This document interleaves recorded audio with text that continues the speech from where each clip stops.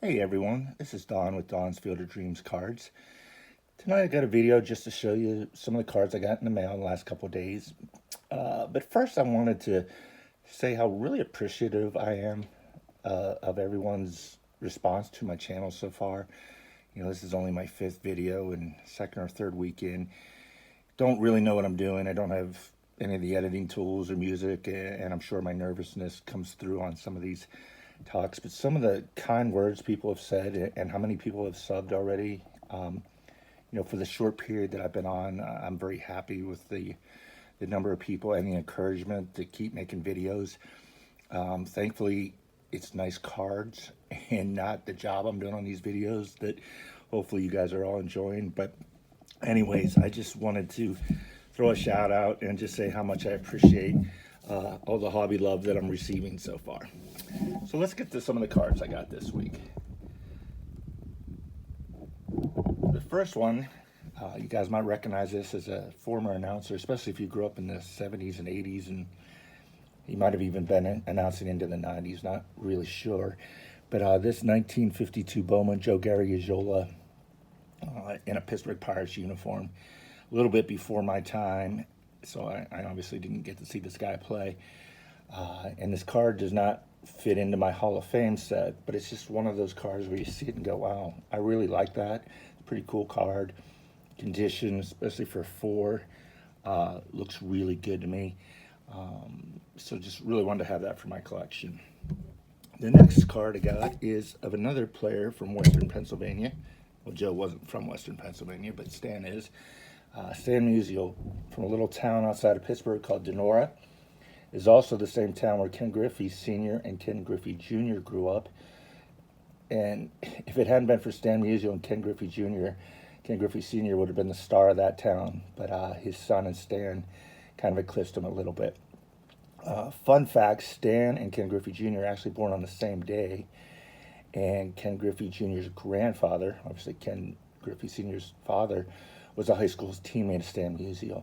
So really amazing that 3 athletes of this caliber came out of such a little town, about a half an hour south of Pittsburgh, Pennsylvania.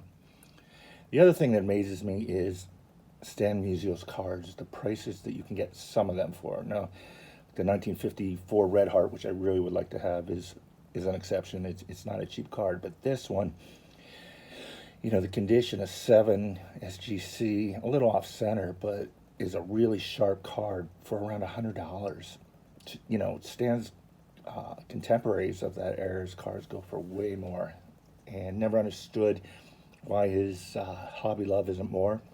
I'm not complaining because I get to get some of his cards at a decent price, and actually would love to hear him get the MVP award named after him, the Musial MVP award. It has a nice ring to it for me.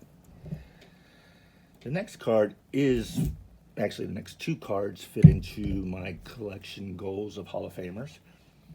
The 1957 backwards Hank Aaron, another sharp card for the grade.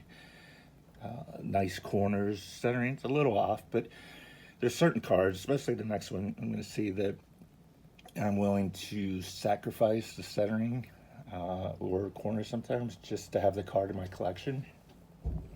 The back of this card is very off center. It almost looks like a miscut almost on the back.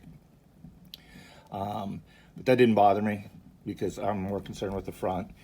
And that's probably why I got a 5 and made it affordable in my price range. The last card I got this week, I was very excited to get. I had this card about 15 years ago in a higher grade. I had mentioned in another video that there had come a time when I had to sell my baseball cards to pay some bills. I had lost my job. This was around 2008, and thrilled to get it back.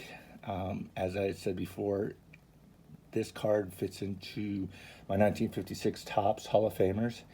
This one is pretty off-center, left to right, but again, like I said before, you have to make some sacrifices to get certain cards in your collection. At least I do. Maybe some people don't, but still, I think it's a really nice looking card, and it's Jackie Robinson. So they're getting tougher and tougher cost-wise to afford, at least for me. So this fit into the collection nicely, and something I could afford. So thank you, everyone. Merry Christmas, Happy Holidays. And again, thank you so much to everyone for all the kind words and support I've received so far from the YouTube baseball card community.